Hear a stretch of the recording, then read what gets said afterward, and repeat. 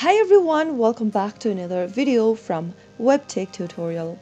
In today's episode, I'm going to be showing you how to log into Klarna account. So without wasting much of our time, let's dive into the video. First of all, open a web browser of your choice. Go to the URL box and type in klarna.com and press enter on your keyboard. Once you end up in the official site for Klarna, click on the login option at the top right corner and select whether you'd like to log into your private account or business account. Once making the selection, you will then need to click on sign in on the next page one more time. In the sign in area, you will need to type in your phone number or email. After entering your email, click on continue. Now, enter the code that has been sent to you via your email or your phone number on the next page. Once typing in your email verification, you will be able to log into your Klarna account. So that's how easy it is. If you found the video to be helpful, go ahead and give us a thumbs up. Don't forget to subscribe to our channel by hitting the subscribe button.